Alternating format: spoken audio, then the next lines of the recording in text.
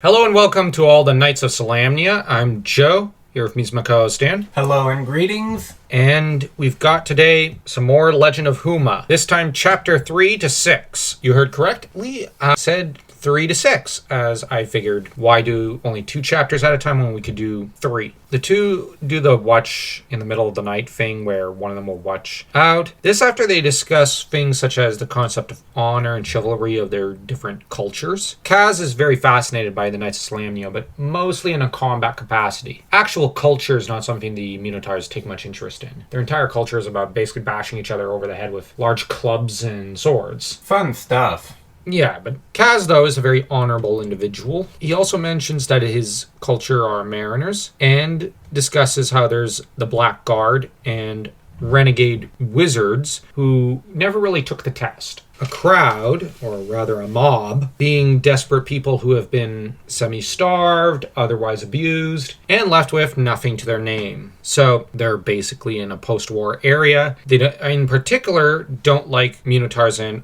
ogres. So Huma does the crazy thing of putting himself between them and trying to calm them down. This doesn't go over well as Kaz just got finished threatening them a little because why not? And Huma, they're saved by a not Deus Ex Machina, that is to say dragon. And yes, I did say not Deus Ex Machina. It's not really. Dragons are basically flying around everywhere, so that I'm actually kind of wondering why there wasn't another dragon who ran into them already, considering how this is a war zone, and dragons are everywhere. Well, at least in this war. Huma has a tough time trying to convince Kaz to give up the axe. You're not among your people, you're among mine. If you step among them armed with that well-worn axe, there will be no hope for compromise. At the very least, you will become a prisoner. At the worst, you will be dead. And, of course, Dragon, who had hoped to save Huma and briefly captured of sorts with magic, Kaz ended up letting him go, and that's what caused this entire fight. And then comes the time to fly. Huma has a human dream of flying. Kaz does not. So Kaz reacts like I do in midair and freaks out like a baby and basically wants to cry. Huma reacts like Dan does in the air and starts cheering and otherwise acting like a buffoon. That said, on page 41, we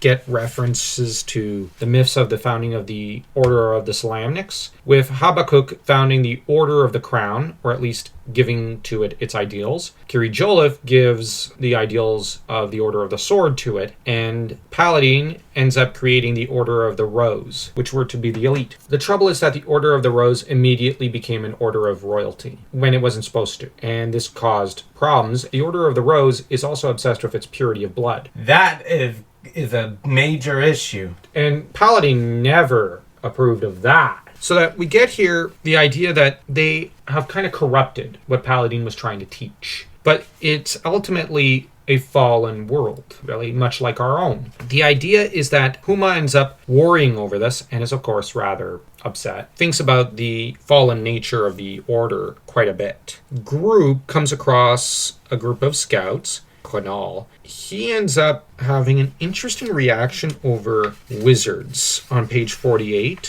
which involves him saying, what usually happens, Huma? Mages fight their own private wars and tear up the lands, leaving nothing but rock and craters for those bound to the earth. Dragons burn or freeze or tear up the remaining fertile green regions. By the time the armies clash, there is little, if anything, worth fighting for. He doesn't like mages. That is rather bleak. On one hand, it's harsh. And it does bear the question, what's the point? On the other hand, you know what the description sounds like? The fighting in World War I. They were basically fighting to liberate France and to prevent Germany from wrecking Europe. That was the reason. And same with World War II. And the trouble is, Dan, using cannons, using whatever, they would wreck the land. So that, what was the point? The trouble was that at the outset of the war, France and Britain set out with, okay, we're going to fight in an honorable 19th century style.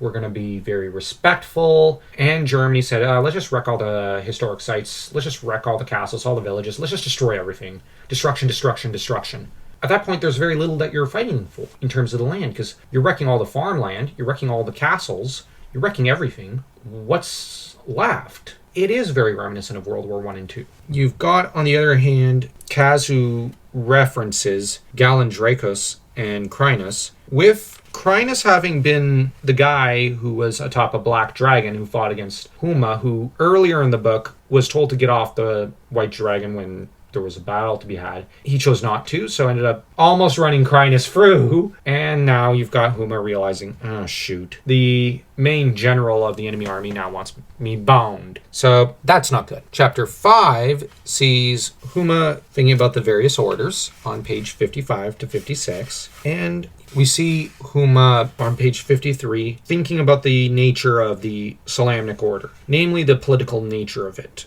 It worries him tremendously. He doesn't like the political element to the knighthood. He doesn't approve of it. How could he? And that's generally what drags orders and nations down. It's the politics, the bureaucracy. Huma ends up in battle, but ends up taking a rock from, I think, an ogre chucked to the back of his head. And apparently the one nursing him back to health, and a number of others, is Gwyneth, a beautiful silver-haired lady. Kaz, of course, keeps interrupting because it's the nature of the man, or the Minotaur. Krynn has shown up a few times, but it's mentioned by Gwyneth that she actually shudders at the thought of him. He was much like a dead man in form and voice. I felt, though, a certain sadness within him. We also have to bear in mind there's a hint to Hrynn's true nature when we find out that he doesn't have mustaches and keeps his hair short cropped. Meanwhile, Huma dreams of being hunted. Huma at the beginning of chapter 6 runs into Gwyneth again. He gets interrupted by Kaz yet again. Like I said, Kaz is just,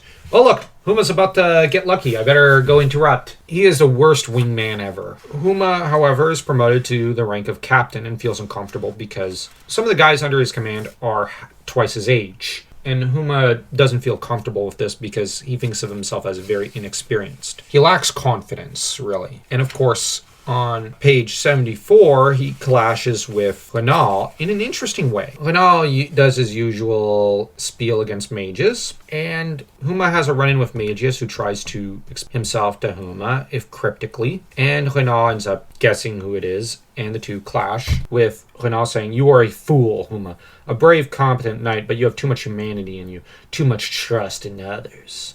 A mage especially, you cannot trust mages. They will always turn on you. They are treacherous. Magius is none of those things. We grew up together.